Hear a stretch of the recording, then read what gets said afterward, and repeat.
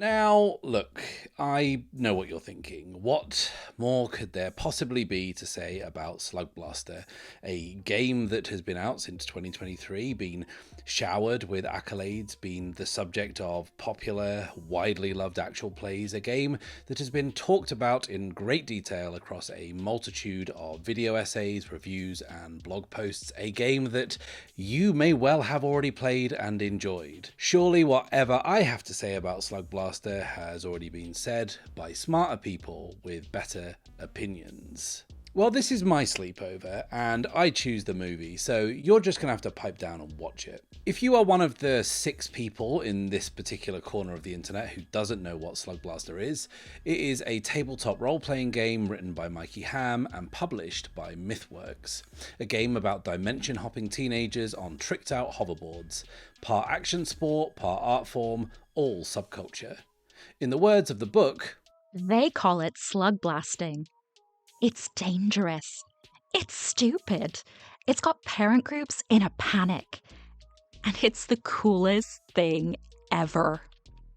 Now, I played a campaign of Slugblaster last summer, and I sit here making this now in January, with that campaign still something I think about daily. So, if you'll indulge me, I want to talk to you not so much about what the game is, because that ground has been thoroughly covered, but about how it feels to play, because in that respect, it's very special indeed, as behind the reality-bending hijinks, the gnarly kickflips, and the quantum centipedes, Slugblaster is, at its heart, tabletop gaming's greatest adolescent simulator.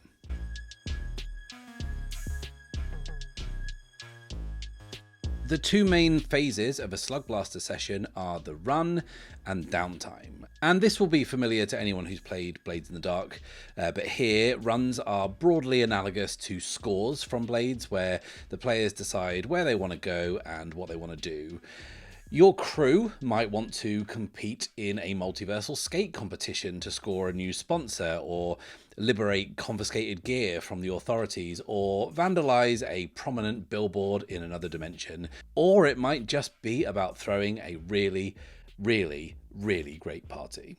Like all Forged in the Dark games, the action during the run is player-led. It's building dice pools and pushing yourselves, it's big swings, it's big risks, and big consequences. I love Forged in the Dark games, and over the past year or so, I've played a bunch, from the Wild Sea to Blade 68 to Teeth, but Slugblaster offers perhaps the leanest version of those Forged in the Dark mechanics yet, removing what some may consider to be the more fiddly elements from those other games in favour of playing as fast and as loose as humanly possible. This stripped back ethos extends to the character playbooks. There are no stats and no skills. Each one broadly represents an archetype from teen media, but pares it right down to just the essence of what each archetype is about. And these walk a very fine line. They are open enough that you can do pretty much whatever you want with them, but they are jacked with playbook-specific abilities that you unlock through play, so you can really make each feel flavourful and distinct at the table. And if you're looking for further evidence of how tightly entwined the theme and mechanics of Slugblaster are, then look no further than the core gameplay loop. You only get dice on the table whenever characters do something risky, and from there, our plucky teens must try and get whatever advantage they can by pushing themselves past the limit, by daring each other to raise the stakes, and using their high-tech gear in creative and unexpected ways to maybe, just maybe, pull off whatever dumb shit it is that they are attempting. And players are incentivized to turn attempting risky things into tricks, which means actively seeking out the most dangerous, most reckless things imaginable, whilst trying to look as cool as possible doing them. If you want to turn something into a trick, then all you need to do at the table is say, check it, before dice are rolled. And by doing so, you are committing to a greater reward if you succeed, but far worse consequences should it go wrong. The game is set up so player death just isn't on the cards. Your Slugblasters are teens who have nothing to lose and feel like they can live forever and do whatever they want, and the run phase of the game is set up so those wild gonzo dreams can be realised. But there are, and will always be, consequences. But before we get to those, I want to talk to you about the sexiest part of being a reckless, feckless, hormone-ravaged teenager jumping through multiversal portals and risking it all. That's right, resource management.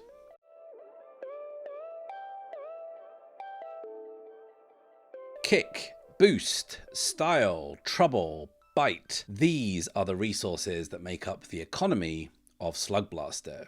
You spend kick and boost to improve the odds of success or increase the effect of whatever you're attempting, and success or failure at those things means accruing style and possibly trouble. Bite is for the GM, and it is essentially just a stick with which to beat the Slugblasters. Now, this terminology might seem confusing, and you are right, it is, and I actually think it's deliberate to make the adults running the game look terminally uncool by not knowing the correct slang, and I will 100% cop to that because that worked on me. I had to look up the difference between kick and boost literally every time we interacted with it, which was approximately every 3 or 4 minutes. It just wouldn't go in for some reason, which I guess makes me a boomer. To my own befuddlement aside, this is a deftly designed system. When your Slugblaster does some cool shit, most notably a trick, they gain style if they succeed. There are other playbook abilities that score you style, but doing tricks is the main way. Conversely, Slugblasters can accrue trouble if they push themselves or try to mitigate failure. Again, there are other ways to gain trouble, but those are the main two. So at the end of a run, each of the player characters will have an amount of style and trouble, and in addition to this, the GM will have racked up a fair amount of bite, which they can cash in to make the players' lives just that little bit harder. Although bite is sort of optional, it says in the game text that some groups won't want or need to use it. And if you're comfortable GMing games in which you are asked to come up with a lot of twists and complications, then you can probably just ignore it. And it also says in the text that bite is there to avoid players feeling like things are being sprung on them unfairly. But as a GM, I reject any notions of fairness at the table, especially in narrative games where the focus is on story, because stories aren't fair by their nature, which is, why it feels good when the characters in stories succeed. Anyway, that's like the subject of another video. Where was I? Sorry. Yes.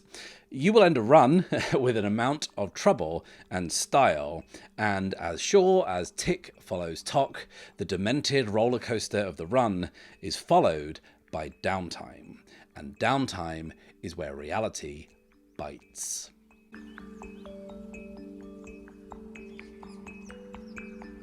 Each playbook comes with a list of beats that are arranged into arcs. These beats are essentially just scenes where we get to see the characters doing things in the real world, and they are only unlockable by spending style or trouble. And whilst each playbook has a specific arc with its own beats, there are also shared arcs that have beats for the crew and some generic ones that are available to everyone. And this is where we get to see what the characters are made of, what their home lives are like, and learn what's eating away at them inside. Typically, you will spend style on the beats that show your character thriving, and doing so unlocks new abilities and other boons. On the flip side, you can only spend trouble on beats where we see your character struggle. The beats that require you to spend trouble won't unlock new abilities or boons, but will actively make things worse for you and for your crew. As all the players start clearing the trouble that they've racked up during a run, fractures will begin to splinter through the group, and the characters' potential futures will start to look just that little bit bleaker. It is during downtime that the true genius of Slugblaster slowly reveals itself. During a run, the characters act like nothing matters. It is freewheeling and madcap, it's insanely dangerous, and incredibly cool. During downtime, the characters are brought crashing back to Earth, and things are real and painful and sad. The beats in the downtime scenes hit, I hesitate to say hard, but they hit as hard as you want them to. They're open enough for players to tell any sort of story they want, and once they start digging into them, players will be chomping at the bit to get to these scenes, to mark the next beat in their arc and tell their story. You all know how much I love Carl from Brindlewood games, and when I look at the beats in Slugblaster, I can't help but be reminded of the branches in those games, the crowns in Brindlewood Bay, and masks and keys in the Between and Public Access respectively. But whilst those are mechanical ways to tell a character's backstory, here the beats are consequences mechanised through story and character. Now, I'm going to go out on a limb here and say that very few of us have portal hopped into a jungle dimension filled with giant abandoned mechs, jumped on a jet-powered hoverboard wielding a reality-bending bazooka, and performed a 720 stalefish into a nose grind down the spine of a two-headed metasaur. But we've all been teenagers, and we all know how much that can fucking suck. During the run, your ego writes the checks, and in downtime, your sorry ass has to cash them. It is this contrast and how well the extremes work together that makes Slugblaster truly special. How do you make a run where characters can defy the laws of physics and logic as easily as they defy death matter? The answer is downtime.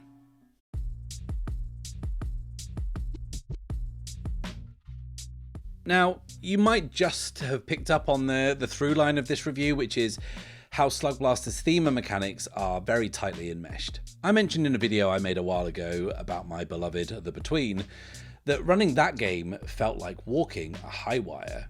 You have this skeletal structure, but the way that the stories and the mysteries unfold in that game, you kind of have to be able to react to an emergent narrative without the luxury of making a plan. Well, if running The Between felt like walking a high wire, running Slugblaster felt like walking a high wire without the wire. Now, I know this style isn't for everyone, and some of you sickos love to prepare for every last eventuality, but Slugblaster, of all the games of this ilk, demands a GM who is prepared to let go. I will always gravitate towards games that require minimal prep, so naturally that sees me gravitate towards player-led collaborative games where taking any seat at the table means being an equal participant in a shared narrative. In our campaign of Slugblaster, I felt the line between GM and player almost completely disappear. And it makes sense that a game about disaffected teenagers doing stupid things on the spur of the moment with no planning, no forethought, no consideration for their safety, or the wider ramifications that those things might have on the multiverse shouldn't be planned. So I really lent into that. I made the decision in the very first session that I would just let go and not think about the game until we sat down to play. I would be in the moment and I would just go with whatever came up. And broadly speaking, that is what I did. At the start of each session, I asked the players what they wanted to do for a run, and we just did it. The excitement and tension of not knowing what is coming next and jumping in feet first together was unpredictable, and it was messy, and it was incredible. And GMing Slugblaster, I was reminded of like Spike Jonze or Stacy Peralta, those filmmakers who were embedded in skate culture. And yet they did participate in the culture as well, but they were also its documentarians. They followed their friends around, watching them fuck about and made them look cool. And that is how I felt as a GM running Slugblaster, like an omnipotent member of the crew whose job it was to set up increasingly extreme situations for the rest of them to somehow overcome. And in downtime, the players had the responsibility of framing up and playing the sometimes raw emotional scenes of their beats. And whilst I occasionally participated in those scenes, generally I encouraged the players to narrate the scenes themselves and only bring in other players if they wanted to. I got to be in the game right there in the moment with everyone else. I was learning things about the world and the story and the characters at the same time as the players. I don't want to learn about the characters 3 weeks before we start playing when I'm handed a dossier of backstory. I want to learn about these characters at the table as we watch them struggle, watch as they fail. I want to be surprised, I want to be shocked. I don't want to have all the answers written on a piece of paper that I have hidden behind a screen. That's not what this game is about. It's puberty and laser beams, bug guts and punk music. It's skateboards and texting and fights with your parents. It's alien worlds with your dumbest friends. It's being in your bedroom, completely alone. It's yesterday's colors, today's feelings, tomorrow's daydreams, and slang from 5 decades. And herein lies the genius of Slugblaster's design. It manages to capture all of that, all of those things, through the very specific lens of being a hot mess of a teenager. When you're a teenager, doing dangerous, incredibly irresponsible things means nothing, and being grounded means everything. And that is what this game understands, and that is why this game is absolutely fucking brilliant. So that's Slugblaster. If you hadn't figured it out, I sort of liked it, I guess. And as usual with these reviews, if you want to know how the campaign I ran last summer went down in detail, then over on my Patreon you will find a deep dive video where I lay the whole sorry thing out. And if you want to see that, as well as all my videos early and ad-free, and also get your name on screen like these absolute legends, then you know what to do. Until next time, it is farewell and safe passage.